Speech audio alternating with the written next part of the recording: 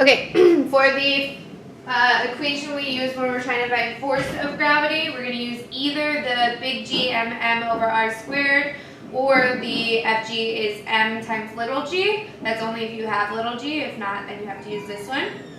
The other word for force of gravity, it is also called weight. So anytime you're asked to find weight, that's just asking for Fg. The equation we're going to use for the acceleration due to gravity, that's little g. This little g is big G m over r squared. Now, if you look at this, you notice that there's only one m in the equation. The mass we would plug in there would be like the center or the bigger mass. And then you definitely need to know that acceleration due to gravity is also called gravitational field strength. If you see gravitational field strength, that is also talking about little g or acceleration. The difference between weight and mass, so weight is actually a force, whereas mass is not a force, it's just the amount of matter you have. This one is measured in newtons, mass is measured in kilograms. And the big difference is that your mass, no matter where you are in the universe, your mass should be the same. You should still have the same amount of matter, but your weight is going to change based on location. If you go to the moon, you're going to have less weight even though you still have the same mass, because weight depends on the acceleration due to gravity because it's a force. Alright, we've got a 1,200 kilogram object on the surface of Venus that has this mass and this radius. I want to know the acceleration due to gravity. That's little g, like this. Little g is big G is 6.7 e negative 11. Mass of Venus, right? When we're trying to find the acceleration due to the gravity of the object on Venus, it's the mass of Venus that matters, not the mass of the object. So I'm going to be plugging in the mass of the planet here, the bigger mass, over radius.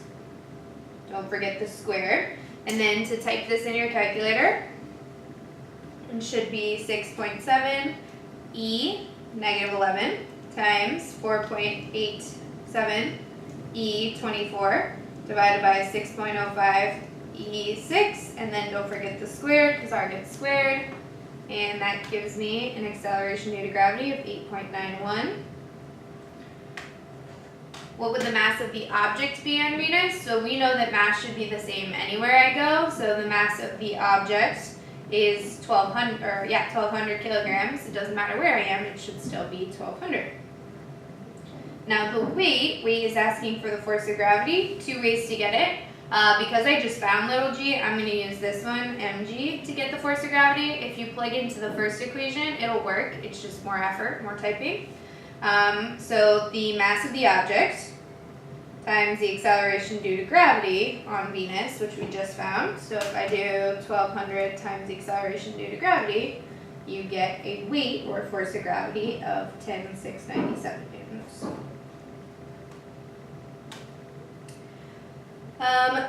So we just did a few just straight plug-in questions. Now we have these what would happen questions.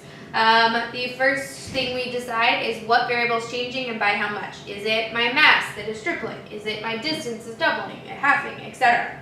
Second, you want to figure out what would the force of the acceleration do depending on what you're asked. And then third, you actually have to multiply. When is g 9.8? So g, you can use acceleration due to gravity, is 9.8 on the surface of Earth. If you're not talking about Earth, don't use 9.8. If you're even if you're on Earth, but if you're talking about Earth, but like way above it, then it's getting weaker, less than 9.8 as you go farther. So it has to literally be on the surface of Earth. If I want a big gravitational force, so I'm going to write my gravitational force equation. Do I want big masses or small masses? So think about M and F do the same thing. So if I want a big force, I want big masses. And I know they do the same thing because they're both on top. Now looking at F and R, these two do opposite things, right? One on top, one on bottom. So if I want a big force, I actually want small distance or close together. You can also think about it in terms of like magnets. So if I'm close together, the magnets are really strong. If I go farther apart, those magnets get weaker. Now if we're looking at a small force, still looking at the same equation, to get a small force, M's would have to be small because these do the same thing, so I want small masses. And I want to divide by a big number. I want to get F small. This would have to do the opposite. It would have to be really big, so you want really far apart. Now when we're talking about which one has a greater impact or matters more for the force, is it mass or distance? It's going to be distance. because there's actually a square there. So because r is squared. So think about if I were to just put a 2 in front of the m, it'd be times 2. If I were to put a 2 in front of the r, it'd actually be a factor of 4 on the bottom. So that's why I'm saying it matters more, because that whatever happens to r gets squared.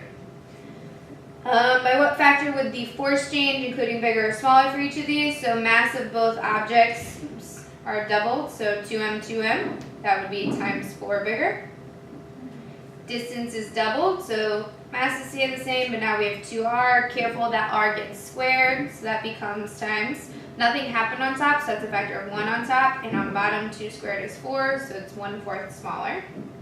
Mass of 1 is doubled, and distance is doubled. So on top we've got 2, on bottom we've got 2 squared, which is 4, so that's just half smaller.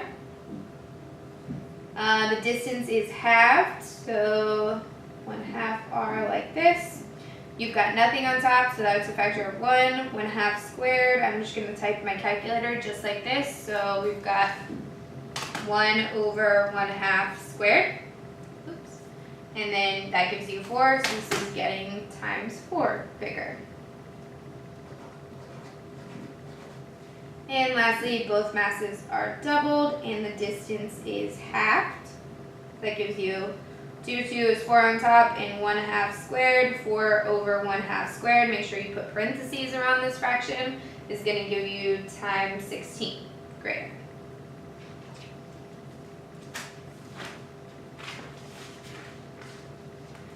I weigh 40 newtons right now on Earth. If I go to a planet with twice the radius and triple the mass, so triple the mass, twice the radius, that's going to give me times 3/4. My force is going to be 3/4 smaller. To find my new force, I'm going to take my old force and multiply it. So 40, making it 3/4 smaller, is going to give me 30 newtons. In the diagram below, at what point would a spacecraft traveling from the Earth to the Moon experience a gravitational force from the Earth equal to that of the Moon? So think about, I have 3 points to check. At point A, would the spaceship feel an equal force to the Earth as it would to the Moon?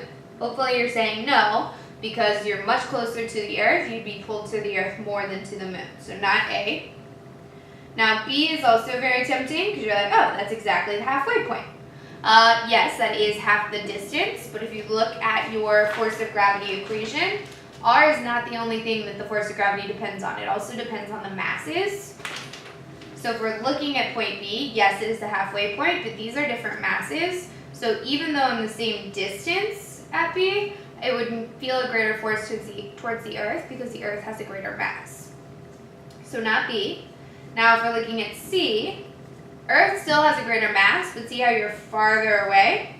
Here, Moon is smaller, but you're closer. So a bigger mass can be balanced out by a greater distance, and a smaller mass can be balanced out by a smaller distance. So C. And our reasoning is that the more massive would have to be farther away to like kind of balance out or counteract the smaller mass being closer. Alright, a hypothetical planet has a mass 2.5 times that of Earth, so 2.5 m over r squared, nothing about the same radius. So then your factor, you've got 2.5 on top, nothing happened on bottom, so it's just times 2.5. 2.5 bigger is not my answer. That's what's happening to the acceleration due to gravity. That's not the acceleration due to gravity. Think about these comparisons were compared to the Earth. We know that g for the Earth is 9.8. So I'm getting 2.5 times bigger than 9.8, which gives me, it's like 24.5? Yeah, 24.5 for my new acceleration due to gravity. Mass is doubled, distance reduced in half.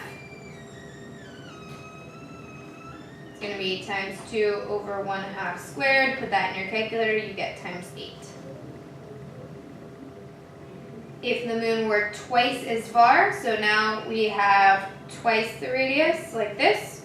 That's going to be 1/4, because the 2 gets squared, so it would be decreasing by 1/4, or smaller by 1/4. If the planet mass and its sun mass are both doubled, so 2m for both masses, that would be times 4, and it would be greater by a factor of 4. Which of the following would make you weigh half as much, so you want 1/2 the force.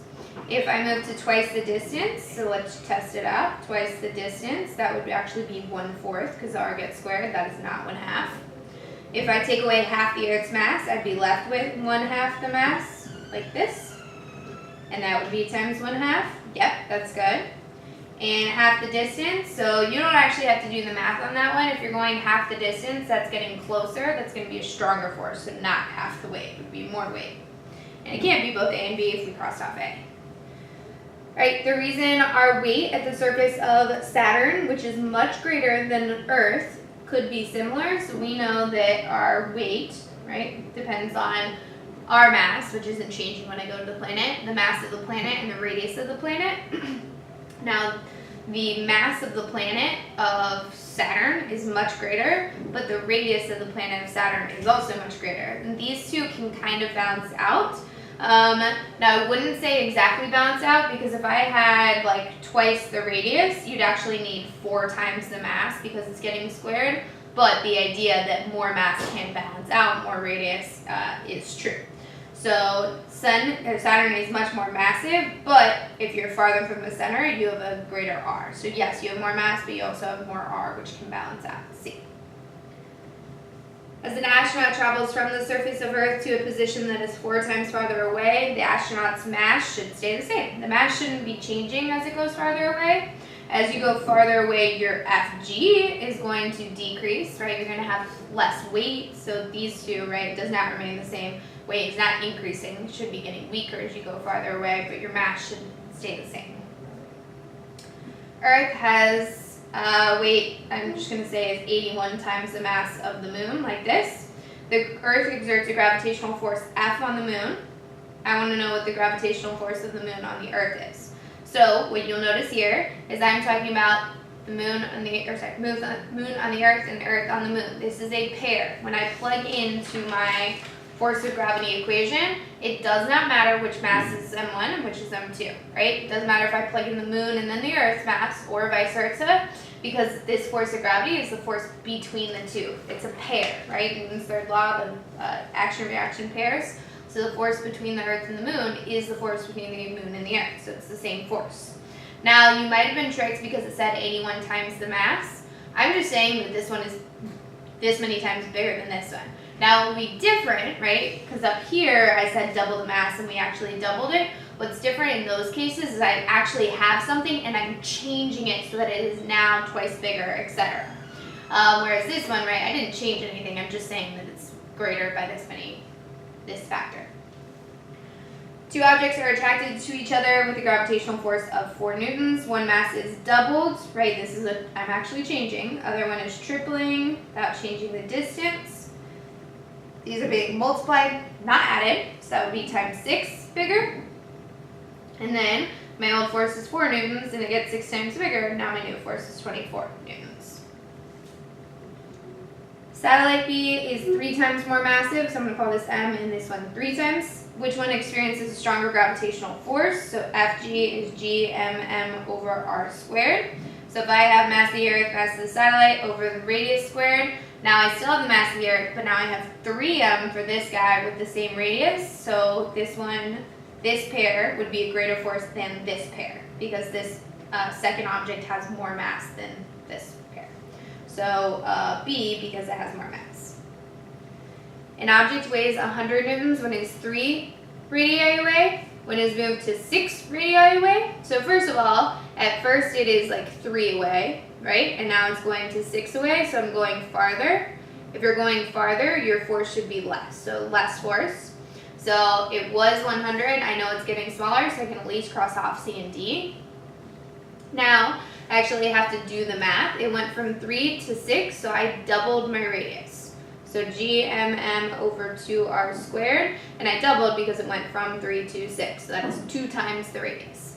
And then now it should be easy, right? Nothing on top, that's a 1, 2 squared, that's 4, so I get 4 times smaller. If my old force is 100 and it gets 1/4 smaller, my new force is 25.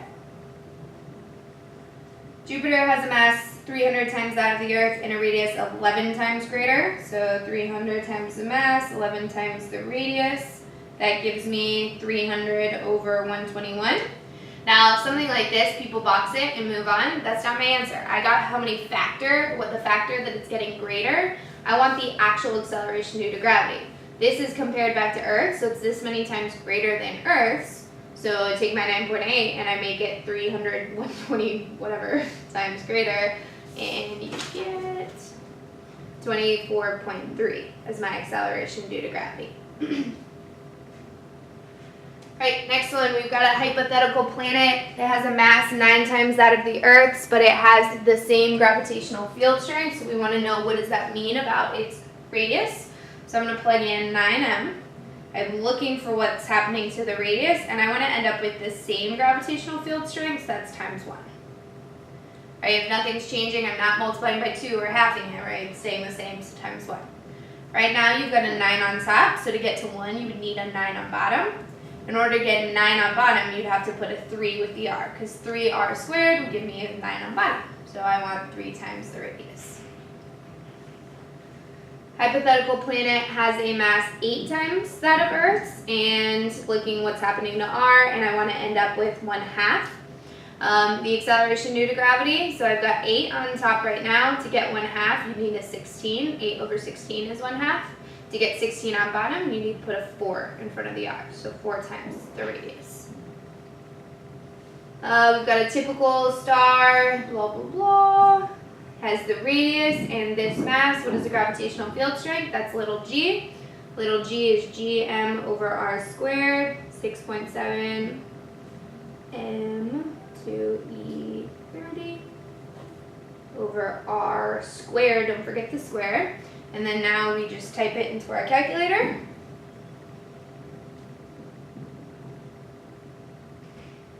You get a very big gravitational field strength because that is a really big mass in a very small area, small radius. All right, an apple hangs on a tree on Earth. Which of the following statements is correct? So we're talking about the force between the Earth and the apple. And again, if we're talking about two objects and the gravitational force between them, then the force between the Earth and the apple is the same as the one between the apple and the Earth. So the forces of the apple and the Earth by each other are equal to T. This is my M1, my M2, and this is my force, and I'm looking for R. So you'll notice that here we actually are plugging in real values and trying to find R. This is not a changing what would happen question. So I'm going to plug in F equals GMM over R squared. F is just 3.7.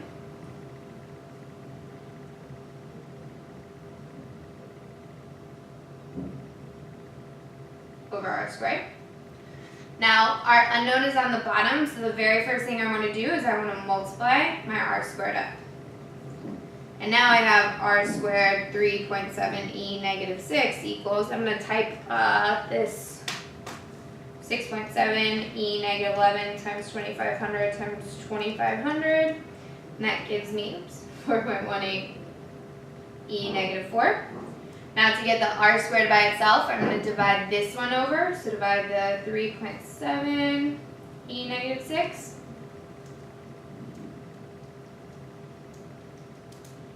That gives me r squared is 113.17. Still not done because that's what r squared is. So to undo the square, I'm going to do the square root. And when you take the square root, you get 10.64 meters. Two objects are attracted to each other with a force of F if each mass is tripled and the distance is cut in half. So I'm changing by these factors. So I've got times 9 over 1/2 squared. And then just put this in your calculator, you get times 36. If the old force is F, this is 36 times F.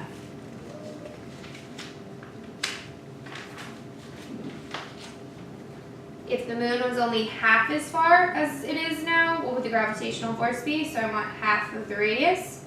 Keep the masses the same, half of the radius, but it gets squared. So I've got a 1 on top because nothing happened, and I've got 1/2 squared. Put that in your calculator, you get times 4. So it would be 4 times. And it should make sense as you get closer, you're getting a bigger force. I'm going to skip the bonus. What are the only two things that velocity and period depend on? So velocity is the square root of gm over r. So the only thing, right, g is just a constant. The only two things are the mass. and I'm going to specify it is the center mass and the orbital radius. So if you have something going around in an orbit, we want this mass right here, and we want the distance to the center, like that, for your orbital radius. Period is the time to, I'm going to say time for one orbit, so the time it takes to go around just once, one full rotation, one full revolution, one full orbit. R is measured from the center of one object to another. When do you need to add what you have to the radius of the planet to get your R? So if you are given the height above the surface. So if I have just how many meters above the surface it is, right, that is not my radius. That doesn't go all the way to the center. So I would have to add this to the radius of the planet, and that would give me my orbital radius that I need. If I want the fastest velocity possible, do I want a big or small orbit? Do I want a big or small mass for the planet, big or small spacecraft mass? So again, we're going to look at our equation and see, do they do the same thing or opposite? So let's start with R. V is on top, R is on bottom. That tells me they do opposite things. So if I want a fast velocity, that means I want a big V. If I want a big V, I want the opposite for R, so I want a small orbital radius. If I want a big speed, my planet mass, look where mass is, that's on top. If I want a big speed, I want a big mass then. And then the spacecraft mass, you'll notice I only have one mass in the equation. That was the mass of the center object, which in this case is the planet. The mass of the spacecraft has no effect. So it doesn't matter. You can have whatever size spacecraft you want, it's not going to make it any faster or slower. And if you want a long orbital period, so 2 pi r over v, if I want a long period, you want a big radius, right? Those two do the same thing, so I'm going to say a big radius. And now it's harder to do the math, so I just think about if you have a long period, that means it's going slow, so you want a small velocity. And now it's easy. Small velocity, you want a small mass, because those do the same things. This is specifically the planet mass, so it's a small planet mass, and it doesn't matter again for the spacecraft. Alright, I want to find my weight, which is just Fg, at this height above the surface. So that is not my R. I'm going to have to take this height, I'm going to have to add it to the radius of the Earth. So when I add that to the radius of the Earth, that gives me a radius of 667.1234 meters. And now I'm ready to find my weight, which is just Fg, gmm over r squared. G, we know the two masses are the mass of me, which is 75, and the mass of the Earth. That's the second object, the one that's pulling on me, over radius squared. And then now you type in and you get a force of gravity of 675.44 newtons. For this one, it's a common mistake that people think that gravity is just so small that that's why you're so far away, the gravity is so small, and that's why the astronauts are floating. We know that's not the case because actually someone at that height still feels a pretty significant force of gravity. The reason they feel weightless is not that they don't feel enough force of gravity, it's that they are in free fall to the Earth. So they are just falling to the Earth constantly, the space shuttle is. And think about when you're in like the roller coaster, going over a hill in a car, or in an elevator at that beginning right when it starts to accelerate down. When that is falling down, you feel weightless, you feel like you're floating for a moment. They're just constantly in free fall. Now, how they're in free fall and not falling is they're moving so fast sideways that by the time they fall down, they're on the other side, and now they're getting pulled in towards the center. But by the time they get here, now they're being pulled up. Now they're pulled up, now they're being pulled to the right, etc., and they just continuously go. Which is why we have that perfect velocity. If they go too slow, they fall and hit the ground. If they go too fast, they spiral outwards. Alright, acceleration due to gravity at that point is gm over r squared. The acceleration due to gravity depends on the mass of the planet, not the mass of the astronaut. And we already found our radius at that point. Squared, and that gives me an acceleration due to gravity of 9. And that's reasonable, right? Because it's 9.8 on the surface. I go higher than that, should be getting smaller. the orbital velocity, so square root of GM over R. G, we know. We want the middle mass. The middle object in this case is the Earth, so I would use the Earth's mass over, what's the radius? Still the 667. And now you type this into your calculator. Don't forget the square root part, that's important. And you get 7750 meters per second. How long it takes to orbit the Earth once, that's just talking about the period t. 2 pi r over v. R still has not changed. And the velocity is 7750. And I got 5407 seconds for my period. Alright, a 260 kilogram satellite orbits the moon at this altitude above the surface of the moon. So that is not my R. I'm going to have to add this to, we're talking about around the moon, so I'm going to have to add it to the radius of the moon, which is given to me. That gives me a radius of 18 with a bunch of zeros. Alright, finding our velocity, square root of GM over R.